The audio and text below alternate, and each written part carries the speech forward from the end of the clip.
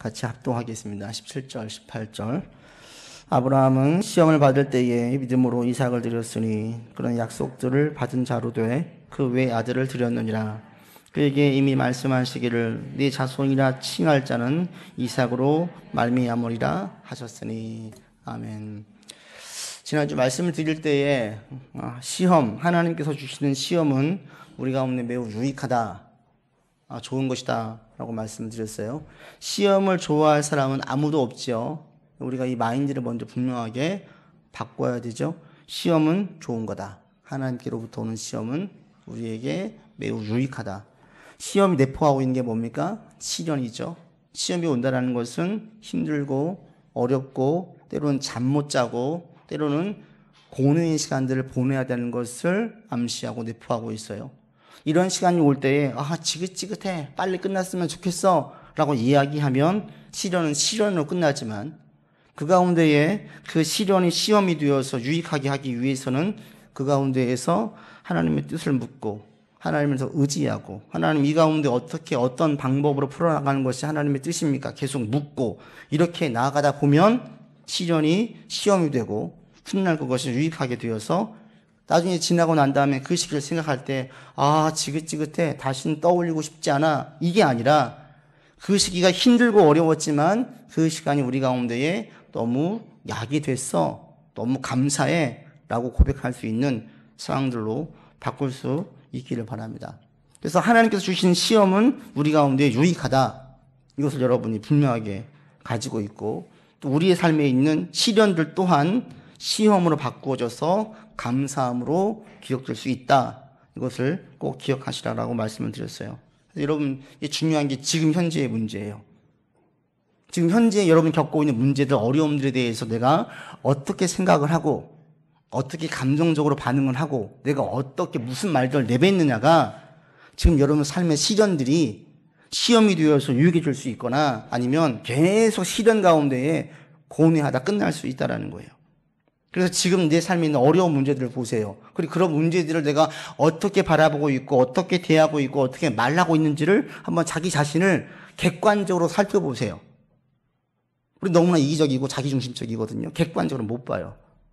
객관적으로 보아서 그런 자신들을 잘 냉정하게 평가를 하고 그 가운데에 고칠 것은 고치고 바르게 나아갈 것은 바르게 나아가서 나중에 시련이 여러분 가운데 감사로 고백될 수 있기를 바랍니다.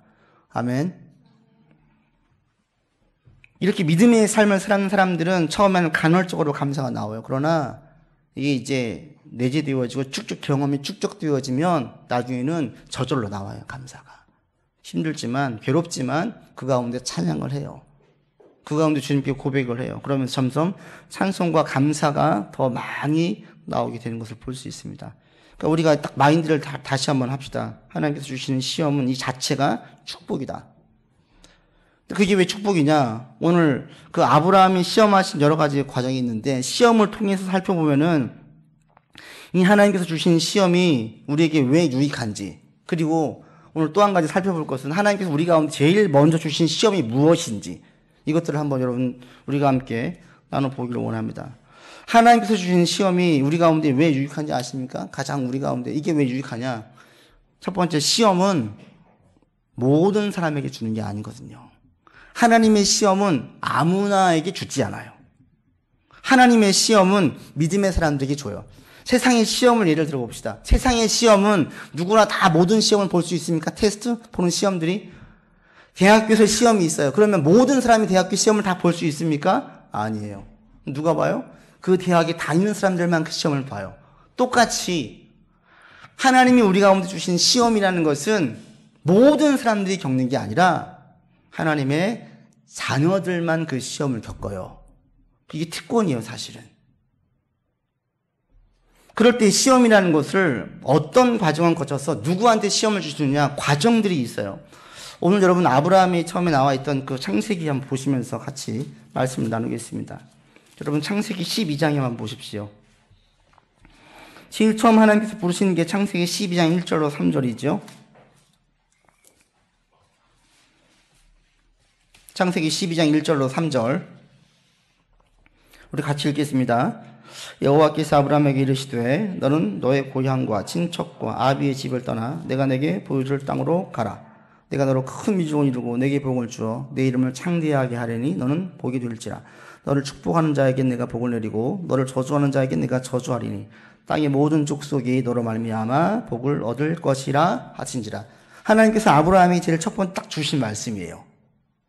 여기서부터 이제 시험이 시작되어지는데, 시험의 출발이 어디 있는 줄 아십니까? 시험의 출발이 1절에 있어요. 여호와께서 아브라함에게 이르시되. 중요한 게 이르시되예요. 말씀이에요, 말씀. 첫 출발은 누구와 하나님의 시험을 받는 큰 영광과 특권을 누리냐면, 첫 번째, 하나님의 말씀이 들리는 사람.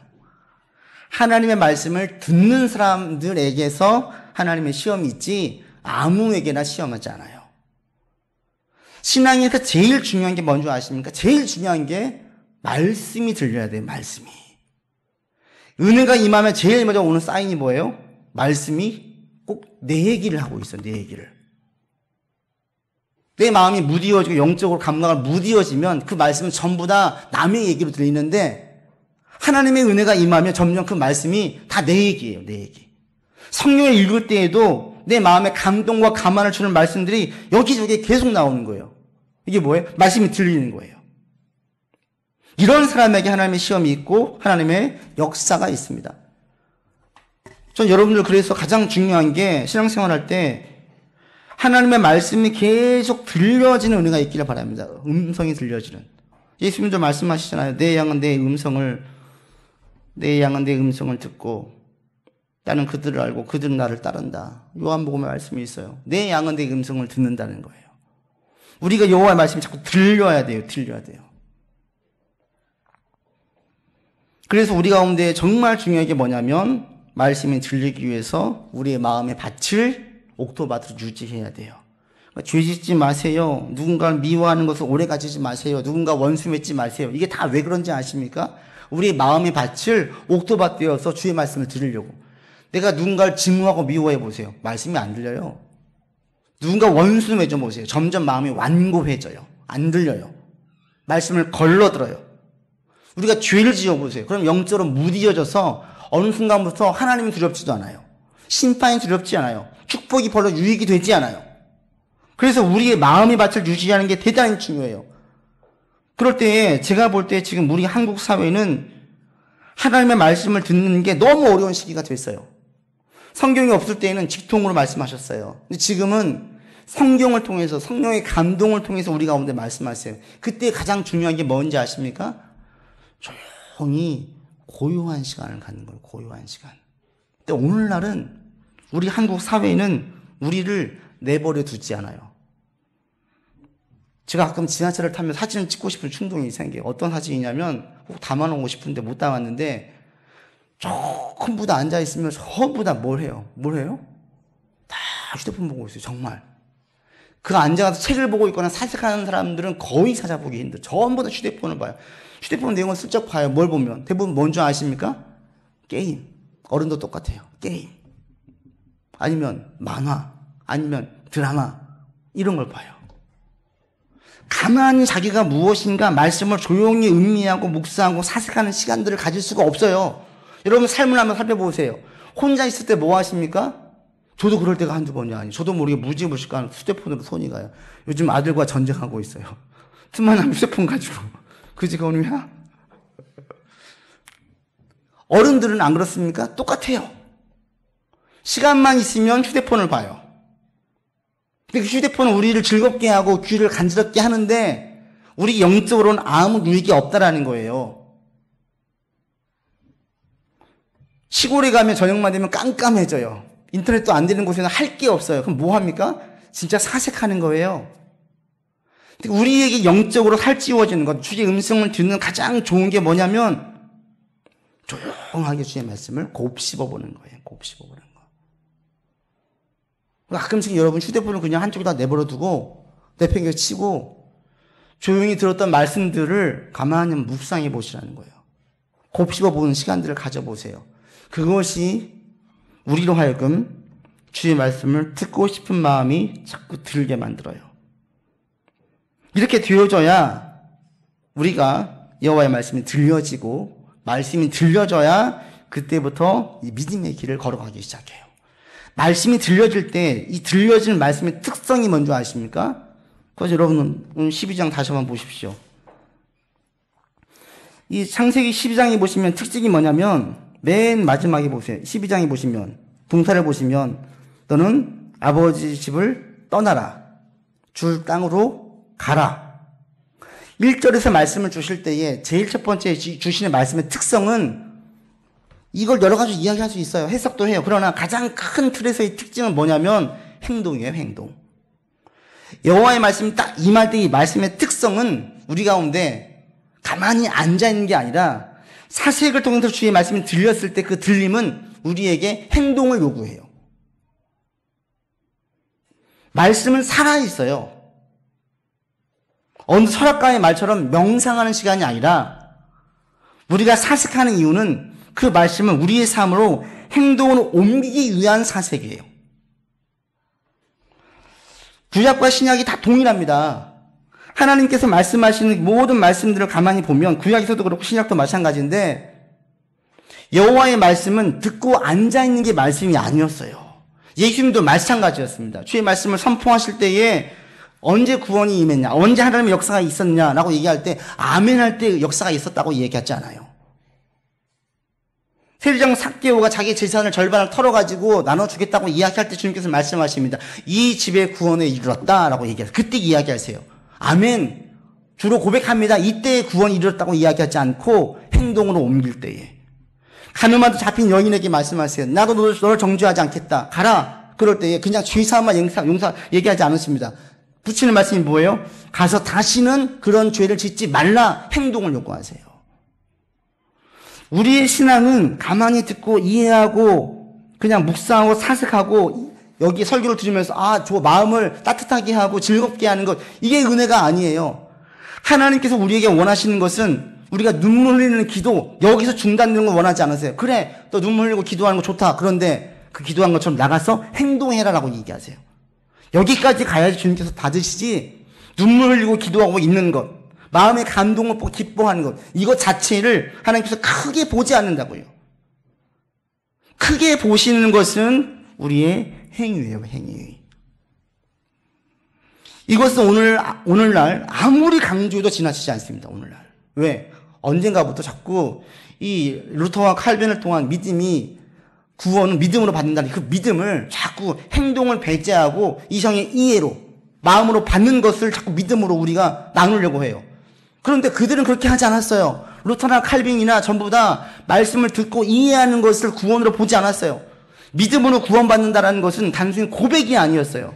행위가 없을 때는 아주 매섭게 질타했었습니다. 오늘날 그런데 우리 가운데 행위가 없어요. 입 바른 소리는 잘해요. 삶에서 희생이 없어요. 헌신이 없어요. 겸손하지 않아요. 손해보려고 하지 않아요. 그런 사람들은 아무리 좋은 얘기를 해도 우리 주님께서는 믿음 좋다고 이야기하지 않습니다. 누가 우리의 이웃입니까? 그럴 때 주님께서는 비유를 드시잖아요. 누가 우리의 이웃이라고 이야기합니까? 강도 맞는 사람에게 고쳐주고 싸매어주고 여관까지 데려가서 돈 대신 지불해준 그 사람이 이웃이라는 거예요. 철저하게 말씀은 행위와 연결되어져 있어요. 그리고 가만히 보면 신앙이 잘 건강하게 성장한 사람들 가운데에는 행위가 있는데 이 행위가 있기 위해서 필요한 게 뭔지 아십니까?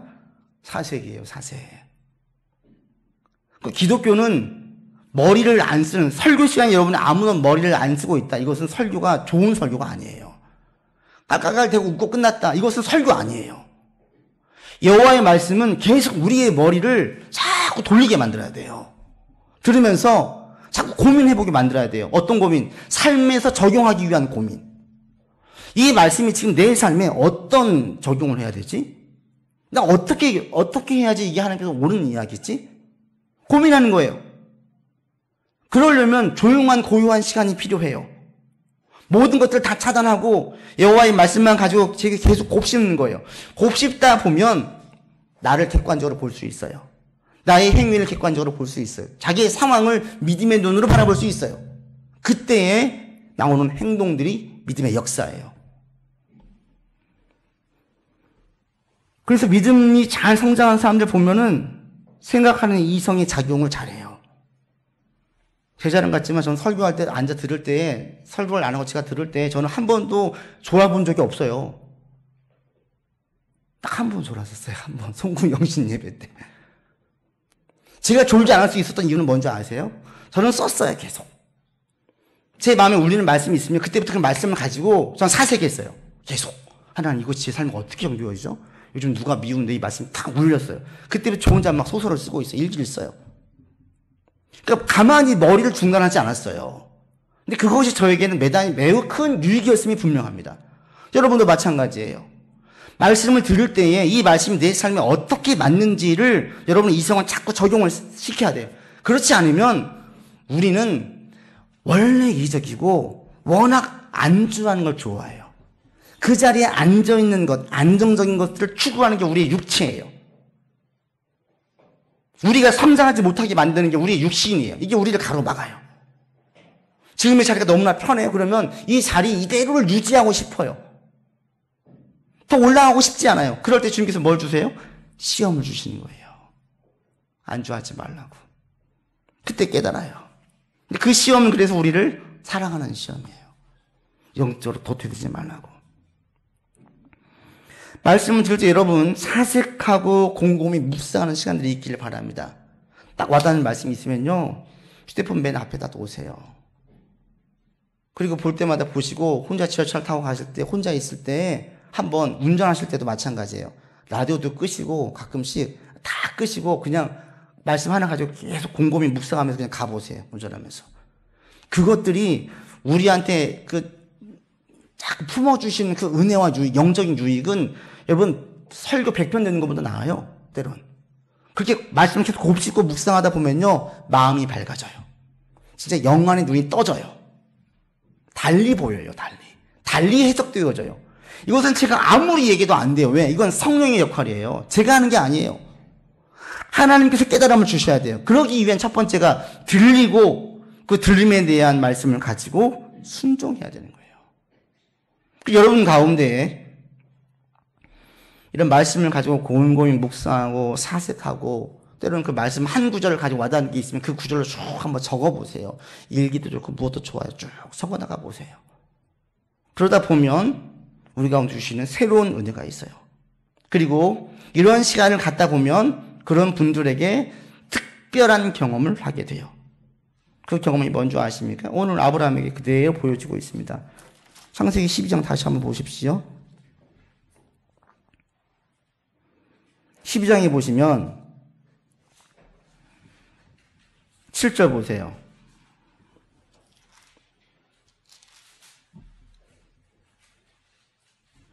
7절 같이 읽겠습니다. 여호와께서 아브라함에게 나타나 이르시되 내가 이 땅을 너의 자손에게 주리라 하신지라. 자기에게 나타나신 여호와께 제단을 쌓고 8절까지 보시죠. 거기서 베델 동쪽 산으로 옮겨 장막을 치니 서쪽은 베델이요 동쪽은 아이라. 그가 그곳에서 여호와께 제단을 쌓고 여호와 이름을 부르더라. 7절에 보시면 여호와께서 아브라함에게 다시 한번 말씀해 주셨어요. 언제? 가나안 땅에 들어갔을 때. 그런데 앞에 있는 부분과 뒤에 있는 부분의 차이가 뭔지 아십니까? 1, 2, 3절에 여호와의 말씀이 들렸을 때에 4절 보시면 이에 아브라함이 말씀대로 이사했어요. 순종했어요. 그런데 7절에 여호와의 말씀이 들리니까 8절에 보시면 아브라함이 어떻게 했어요? 여호와께 제단을 쌓고 여호와의 이름을 불렀어요. 뭐예요? 찬양하고 예배하고 감사하고 감격했어요. 왜 그럴까요? 5절 보시면 아브라함이 5절 맨 마지막에 마침내 가나안 땅에 들어갔더라 그래요. 이 마침내라는 이 단어가 함의하고 있는 것은 매우 힘들고 고생해서 드디어 왔어요. 왔는데 이 가나안 땅이 어떤 땅이에요? 자신이 이전 살았던 그 땅보다 훨씬 더 크고 강대하고 풍요로운 곳이었어요. 그때의 아브라함이 어떤 마음이겠습니까? 이 당시는 족장시대예요. 정말 큰 힘이 되고 안전망이 뭐예요? 자기와 관계를 맺고 있는 이웃들, 친척들이 있을 때에 안전해요. 이 모든 것을 다 벗어버리고 왔을 때에 자신이 살았던 곳보다 훨씬 더 크고 큰 그 도시에 왔을 때 그 위축됨 아는 사람은 한 명도 없어요. 그리고 자신이 살았던 곳보다 훨씬 더 거대한 도시예요. 거기에다가 자기는 믿음으로 말씀에 순종해서 왔는데 와보니까 하나님을 아는 사람은 아무도 없어요. 그때 아브라함의 심령이 어떻겠어요? 불안하고 두렵고 초조하고 위축되는 거예요.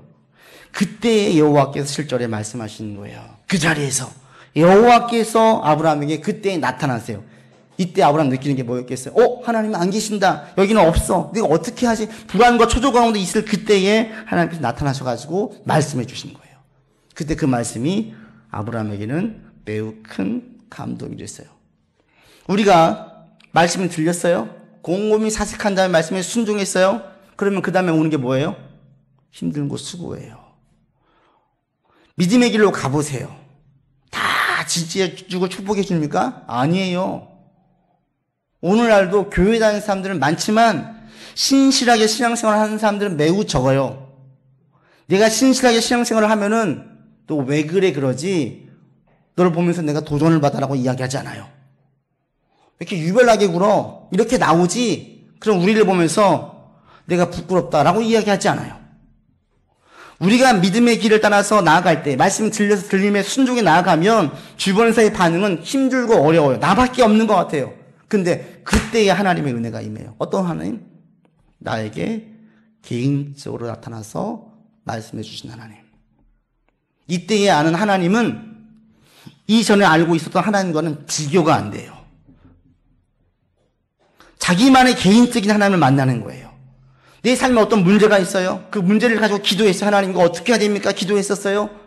말씀에 순종해서 그 문제를 해결하려고 나갔어요. 그럴 때 주변에서 뭐라고 얘기해요? 그렇게 하지 마. 그 옳은 방법이 아니야. 세상의 논리로 가라고 이야기를 해요. 계속 가면 힘들고 어려워요. 때로는 후회가 될 때도 있어요. 내가 지금 잘못하고 있나?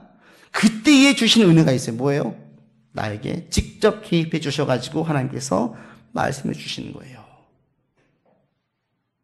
그리고 그때의 하나님은 이전의 하나님과는 비교가 안 돼요. 여러분 주일날 매일 만나는 성도들하고 함께 누군가와 밥도 먹고 영화도 보고 평일에 만나는 사람들하고 관계성이 같습니까? 다를 수밖에 없어요. 다 아는 것 같지만 제가 한 번 더 만나고 밥 한 번 더 먹고 한 번 더 이야기하는 분과 더 친밀한 교감이 있을 수밖에 없어요. 똑같아요. 신앙도.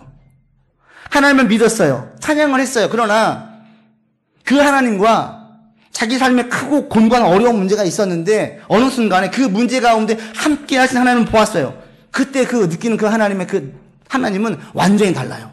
그러면 그때 하나님은 고백한 그 고백은 다음 주 예배를 드릴 때 드리는 찬양, 듣는 말씀이 완전히 달라져요. 모르는 분이 그냥 웃음을 지을 때 그 웃음과 나하고 오랫동안 같이 있었던 분의 그 웃음의 사인은 다르게 해석되어져요. 같은 말을 해도 친밀하지 않은 분이 이야기할 때 느끼는 것과 매우 친밀한 관계에 있는 부부가 내게 말을 하는 것과는 달라요.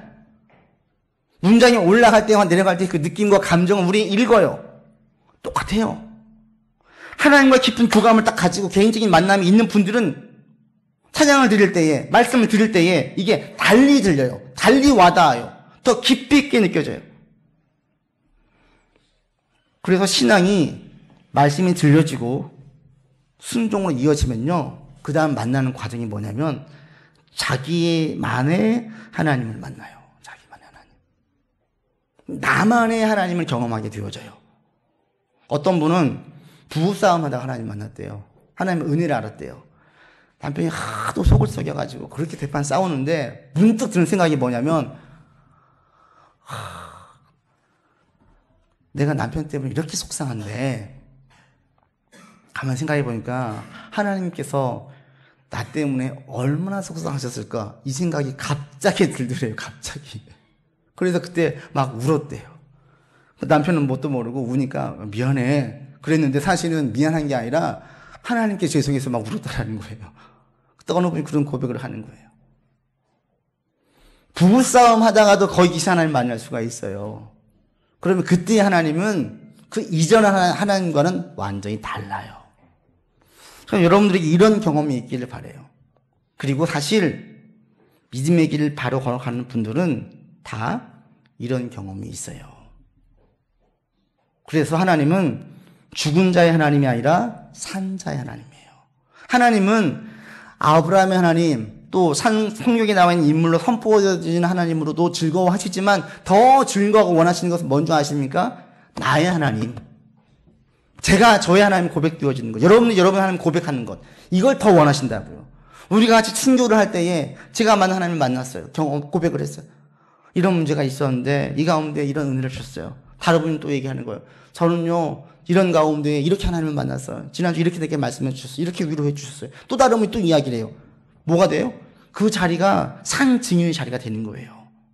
그런 분들이 많을 때에는 살아계십니까? 철학적으로 논리적으로 이성적으로 설명할 필요가 없어요. 제 동생이 어릴 때 얘기했어요. 영적인 사춘기를 겪었어요. 어릴 때는 그냥 부모님이 가라니까 교행하죠. 영적인 사춘기가 온 거예요. 동생한테. 저한테 막 따지는 거예요. 이건 맞지 않고 이건 맞지 않고 이건 맞지 않다라는 거죠. 저도 못 돼가지고 거기에 대해서 그래 이게 아니라 확 싸붙이면서 한마디 했어요. 너 근데 그래 다 좋다. 너 엄마를 보면 하나님 계시는 거 같냐 안 같냐? 엄마를 보면 하나님 계신대요. 그치? 그러면 일단 네 이성 다 내려놓고 그냥 엄마의 하나님이라고 외치면서 보면서 그러면 성경을 봐라. 말을 못해요. 자기는 이성으로 이게 납득이 안 되고 말이 안 되고 얼마든 논쟁할 수 있을 것 같은데 엄마를 보면 새벽마다 기도하시고 눈물로 기도하시고 때로는 금식하시면서 문제를 대하고 그 가운데 역사를 보는 것들을 보아왔어요. 엄마를 보니까 하나님이 계셔. 그럼 논리 이성이 필요합니까? 이미 경험을 했는데 그 경험하신 어머니 하나님 앞에서 말을 못하는 거예요. 그냥 따라가는 거예요. 개인적인 하나님을 만나게 되어지면 자신도 은혜를 받는데 주변 사람들도 이 사실을 알게 되어져요. 저 여러분 가운데 이런 경험이 있기를 바랍니다. 이런 경험들이 일회적으로 끝나지 않고 계속 있어지기를 원합니다. 아브라함에겐 계속 있었어요. 계속.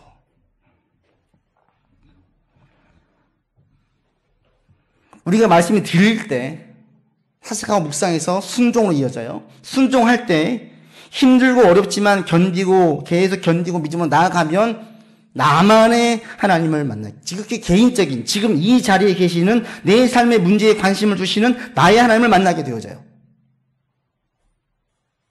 그리고 그때서야 비로소 하나님의 시험이 시작돼요. 그래서 하나님의 시험이 특권이에요. 아브라함에게 제일 먼저 임한 시험이 뭔지 아세요? 그게 10절에 나와 있잖아요. 지난번에 말씀드린 12장 10절 같이 보겠습니다. 읽겠습니다. 그 땅에 기근이 들었으므로 아브라함이 애굽에 거류하려고 거기로 내려갔으니 이는 그 땅에 기근이 심하였습니다.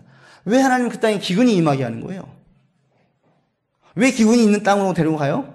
하나님 시험하시는 거예요. 지금 시험 아브라함에게. 근데 여기 오기까지 이 시험이 있기까지 아무에게나 시험이 있지 않더라고요. 말씀이 들려야 돼요. 순종이 있어야 돼요. 그 가운데 개인적인 하나님을 만나야 돼요. 그때 하나님의 시험이 있어요. 하나님 직접 주시는 시험 말씀입니다. 삶의 시련이 아니라. 그리고 이 아브라함이 줬던 시험은 우리 모두에게 주신 시험입니다. 우리 모두가 통과해야 할 시험이에요. 그게 어떤 시험이에요? 10절에 있는 것처럼 기근이에요. 기근. 우리도 말하면 뭡니까? 먹고 사는 문제예요. 여러분이 믿음의 생활을 제대로 하려고 하고 하나님 딱 만나잖아요. 제일 먼저 맞닥뜨린 시험이 뭐냐면 먹고 사는 문제예요. 왜? 가장 기본적이고 가장 중요하고 모든 사람에게 예외적이지 않잖아요. 오늘도 아까 예배 드리기 전에 우리 잠깐 얘기했잖아요. 로또를 좀 사가지고 좀 당첨되면 좋겠다.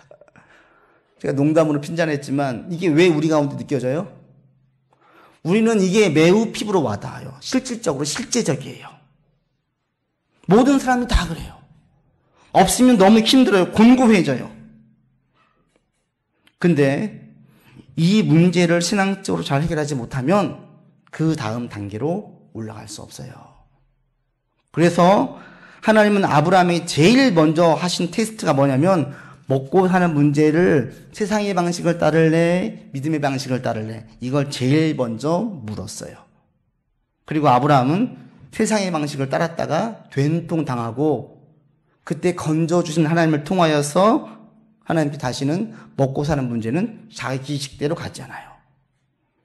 근데 이때 아브라함은 먹고 사는 문제를 볼 때에 아브라함이 진짜 먹을 게 하나도 없어가지고 애굽으로 간 줄 아십니까? 아니에요. 먹고 살 게 있었어요. 나중에 돌아올 때는 엄청 부자가 돼서 왔어요. 없는데 부자가 된 게 아니라 있었어요, 조금. 근데 왜 내려갔어요? 가나안 땅에서 애굽으로 왜 내려갔어요? 여기 있다가는 가지고 있는 거 다 이게 없어질 것 같은 거예요. 여기 있다가는 더 부자가 안 될 것 같은 거예요. 그러다 보니까 내려가다 보니 그게 애굽까지 갔어요. 근데 문제는 뭐예요? 가나안 땅에 어떻게 왔는데? 가나안 땅에 어떻게 왔어요? 마침내 왔어요. 왜 왔어요? 하나님께서 명령하셔서 말씀이 들려지고 순종해서 믿음 가운데 왔어요. 여기 오기까지 개인적인 하나님을 만났어요. 그런데 거기에 기근이 왔어요. 직장의 문제가 꼬여요. 승진이 되지 않아요. 집안에 경제적인 문제가 생겼어요. 막 신앙생활 재밌게 하고 있는데 뭐 어떻게 해야 돼요? 보편적으로 많은 분은 어떻게 합니까? 주일 예배도 없어요. 그런데 그것이 사실은 모든 것을 잃는 거죠. 모든 것을. 가장 기본적인 것을 붙잡았다가 다 놓아버리는 거예요. 우리 가운데의 기근, 믿음의 사람들에게 하나님께 제일 주신 첫 번째 주시는 건 뭐냐면 기근이에요. 기근. 먹고 사는 문제. 그럴 때 첫 번째, 먹고 사는 문제를 절대 가볍게 여기지 마세요. 이거 절대 가벼운 문제 아니에요. 간혹 이 먹고 사는 문제를 대단히 가볍게 이걸 너무나 많이 이야기하면 신앙이 없는 사람처럼 이야기하는 분들이 있는데 결코 그렇지 않습니다. 성경은 어디에서도 먹고 사는 문제를 가볍게 여기지 않았어요. 예수님께서 말씀하실 때 무엇을 먹을까, 무엇을 마실까, 무엇을 입을까 염려하지 말라라고 얘기하셨는데 그것은 먹는 문제를 하찮게 여기라는 게 아니었어요. 거기서 이어서 하실 말씀이 뭐냐면 한날의 괴로움은 한날에 족하다는 거예요. 괴로움을 무시하고 믿음이 없는 걸로 표현하지 않고 괴로움을 이해하세요. 여러분 없어 보세요. 안 괴로워요? 괴로워요. 돈이 부족해 보세요. 쪼달려요. 마음도 위축돼요. 그게 우리예요. 그런데 주님께서는 그것을 외면하라고 얘기하지 않고 그건 믿음이 없는 처사라고도 얘기하지 않으세요. 근데 저에게도 가끔 그런 게 예전에 있었던 것 같아요. 믿음의 사람은 먹는 문제를 초월해야 돼. 돈 문제를 초월해야 돼. 근데 이게 제가 교만했던 거예요. 교만했던 거. 이전 부목사로 있을 때에는 집 걱정을 하지 않았어요. 왜 주는 집이 있으니까. 교회들 신방 다니면 젊은 부부들 가보니까 전부 다 대출 다 받아서 대출. 그랬어요. 그래 대출 없는 집이 없지. 저는 그게 진짜 이게 사실인데 와닿지는 않았던 것 같아요. 근데 제가 개척을 하고 집 얻으려고 할 때 스스로 집을 얻을 때 이 집값이 왜 이렇게 비싸고 이 문제가 얼마나 크게 와닿는지를 그때 처음 피부로 느꼈어요. 제가 그러고 나니까 참 부끄럽죠. 정말 성도들이 정말 경제적으로 힘들어하는 것들이 얼마나 큰 것인지를 그때서야 조금 알게 된 거예요. 그전에는 저는 안전한 곳에 있었던 거예요. 믿음이 오히려 없는 사람들은 현실의 신앙생활을 잘 하지 못하는 사람들은 집 문제, 돈 문제, 사는 것을 너무 가볍게 여기려고 해요. 여러분 가볍게 여기지 마세요. 이거 중요한 문제예요. 이 문제를 해결해야 돼요. 신앙적으로. 신앙적으로 해결한다는 게 무엇일까요? 그것은 아브라함이 왜 애굽으로까지 갔는지를 보면 알 수 있어요. 아브라함이 왜 애굽으로 갔어요? 말씀드렸듯이 먹을 게 있었어요. 아직은 살만했어요. 근데 왜 내려갔어요? 여기 있으면 쫄딱 망할 것 같으니까 내려갔어요. 뭘 했어요? 염려했어요. 마태복음에 나와 있는 무엇을 먹을까, 무엇을 마실까, 무엇을 입을까 염려하지 말라. 예수님의 포인트는 염려하지 말라는 거였어요. 즉 먹고 사는 문제에서 우리가 제일 주의해야 될 것, 뛰어넘어야 될 게 뭐냐면 염려예요. 염려는 뭡니까? 아직 일어나지 않는 일에 대한 내가 미리 예상이에요. 그리고 일어나지 않을 확률이 90% 이상 되는 일들을 우리가 지금 걱정하고 있어요. 그 염려가 내게 무엇인가 행동을 하게 만드는 거예요.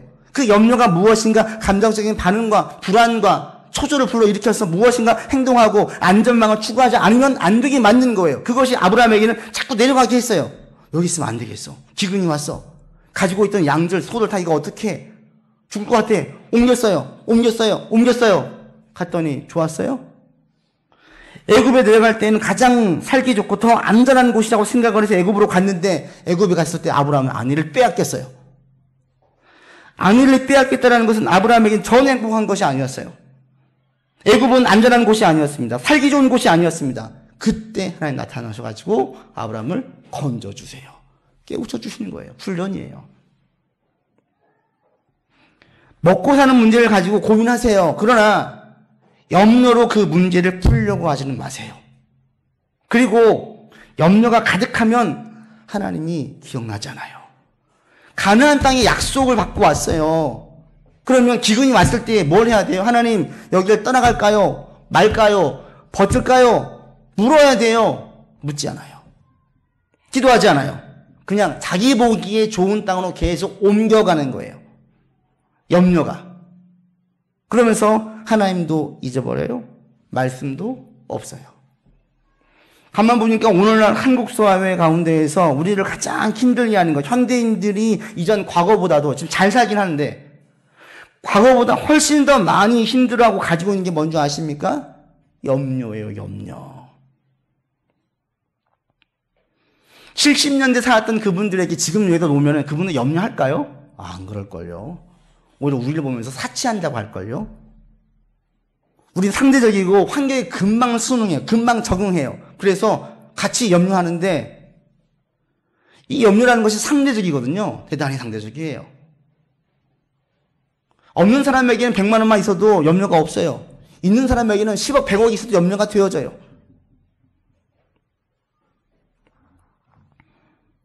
사회가 자꾸 조장을 해요. 염려하도록 만들어요. 염려하지 않으면 안 된다고 이야기해요. 과거엔 그러지 않았어요. 지금은 자꾸 염려를 조장해요. 제 설교 준비하면서 오늘날 절대 불러서는 안 되는 복음성 하나가 떠올랐어요. 오늘 절대 부르면 안 돼요. 이거 불렀다가는 무능력하고 무책임하고 무기력하다고 들을 복음성가 하나 있어요. 그게 뭔지 아세요? 내일 일은 난 몰라요. 그럼 뭐라고? 미쳤네, 이렇게. 내일 일을 왜 몰라? 준비해야지. 하루하루 살아요. 왜 하루하루 살아요? 5년 걸 준비하고 10년 걸 준비해야지. 불행이나 요행함도 내 뜻대로 못해. 왜 네 뜻대로 못해? 보험 들어놔. 돈 많이 쌓아놔. 그럼 할 수 있어. 이게 세상이에요.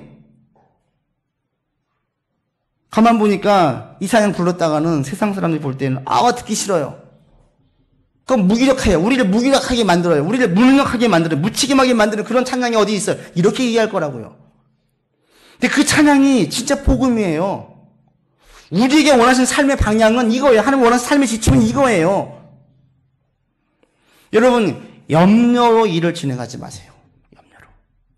불안한 마음. 염려가 나를 막 붙들어서 성급하게 어떤 일을 진행하게 만들게 하지 마세요. 이건 다 결과가 안 좋아요. 염려를 막 성급하게 하다 보면 말씀도 신경 쓰지 않아요. 하나님도 의식하지 않아요. 그리고 그 결과는 이미 아브라함에게 보여줬어요. 애굽으로 갔지만 더 안전하지 않았어요. 아브라함은 아내를 뺏기면서 지참금을 신부 지참금으로 많은 거 얻었어요. 재산은 증식되었는데 아내는 뺏겼어요. 염려 가운데 준비했을 때 많은 것을 벌 수 있어요. 자녀를 좋은 대학 보낼 수도 있어요. 남들 볼 때 부러워할 것들을 가질 수도 있어요. 그런데 내부적으로 가니까 공허해요. 행복하지 않아요. 더 불안해요.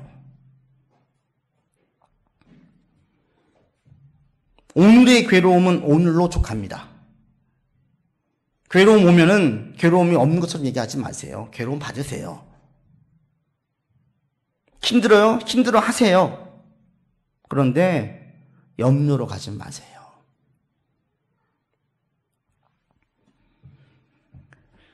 우리가 이것들을 확실하게 잡고 있으면 가장 중심을 놓치고 있지 않기 때문에 반드시 믿음이 이깁니다. 5년 뒤에 10년 뒤에 보세요. 반드시 염려는 무엇인가 한 것보다 훨씬 삶은 풍성해져 있고 감사할 거리는 훨씬 더 많아져요. 그리고 이때 만난 하나님이 어떤 하나님이냐면 나를 지켜주신 하나님. 아, 지켜주시는구나. 먹는 문제 지켜주시는구나. 성경대로 살아도, 말씀대로 살아도 우리 자녀를 키울 때 큰 문제 없구나. 우리가 죽는 게 아니구나. 불행하지 않구나. 알게 되어져요. 그러면 먹고 사는 문제를 이제 뛰어넘게 돼요. 뛰어넘게 돼요. 그게 신앙의 첫 번째 넘어서야 될 관문이에요. 저 여러분들 이런 관문, 이 관문을 다 넘어설 수 있기를 바랍니다. 넘어설 수 있기를. 아브라함은 창세기 12장을 통해서 기근 이후로 이 문제를 뛰어넘어요. 뛰어넘는 징표가 뭐냐면 조카 롯에게 먼저 좋은 땅을 택하게 해요. 더 이상 돈을, 재산을 증식하는 것을 먼저 두지 않겠다라는 거예요. 자기가 삼촌이니까 먼저 땅을 선택해도 돼요. 좋은 목초지를 택하면 되는데 양보해요. 뭐가 담겨 있느냐면 먹고 사는 문제가 자기에게 가장 우선이 아니라는 거예요. 하나님께 맡긴다라는 얘기예요. 한 단계 뛰어넘었어요. 돈을 더 벌 수도 있고 덜 벌 수도 있어요. 큰 집에 살 수도 있고 작은 집에 살 수도 있어요. 근데 이것이 우리의 행복에, 우리가 감사할 것들에게 크게 영향을 주지 않아요. 영향을 주지 않게 여러분들이 스스로 마음을 지켜야 돼요. 세상은 어떻게 합니까? 영향을 주라고 해요. 더 큰 평수, 더 좋은 차, 더 많은 연봉 받으라고 이야기해요. 통장에 돈을 많이 쌓아놓아야 안전하다고 이야기해요. 그럴 때 우리가 얘기해야 돼요. 그건 거짓말이야. 좋은 차를 탄다고 행복하지 않고 좋은 평수, 넓은 평수에 산다고도 행복하지 않아요. 돈을 많이 쌓아놨다고 행복하지 않아요. 진짜 행복한 것은 신앙 안에서 먹고 사는 문제를 해결하는 거예요. 신앙 안에서. 말씀 속에서 위로를 받으시고 말씀 속에서 하루하루 걸어갈 수 있는 여러분들 되기를 원합니다. 말씀을 맺습니다. 여러분 말씀을 들으십시오. 들려지는 마음의 상태를 유지할 수 있기를 바랍니다. 그러기 위해서 할 수 있는 한 혼자만의 시간, 고요한 시간들을 꼭 가지세요. 제가 볼 때 지금 현대인들이 가장 좋은 시간은 운전하는 시간이 아닌가 싶어요. 저도 혼자 운전할 때 가끔은 라디오도 듣지 않고 아무것도 듣지 않고 그냥 조용히 갈 때가 있어요. 그때 여러 가지 생각을 해요. 아주 유익한 시간입니다. 그리고 이 들음이 반드시 행동으로 나오게 하셔야 돼요. 구체적인 적용이 있으셔야 돼요. 그때에 힘들고 어려워도 지금 여기에 계시는 하나님을 만나요. 그리고 그때 하나님께서 우리를 테스트하세요. 그 테스트를 통해서 나를 지켜주시는 하나님을 만나게 됩니다. 그러면 이 삶은 감사의 삶으로 이어져요. 감사의 삶으로. 여러분의 인생길을 이렇게 닦아나가시길 바랍니다. 이렇게. 아멘. 이거 제 얘기 아니에요. 성경 얘기예요. 저도 얼마 못 살았지만 이미 성경에서 하나님께서 크신 지혜로 다 우리 가운데 길을 제시해 주셨어요. 이 인생길을 살면 가장 복된 길이에요. 가장 감사할 인생길이에요. 이 인생길을 안 살면 뭐가 많아져요? 근심이 많아져요. 마음의 평안과 감사와 그리고 찬양의 고백들이 많아진 여러분들 되기를 바랍니다. 지금 혹시 염려하시는 거 있으세요? 저도 가끔 있어요.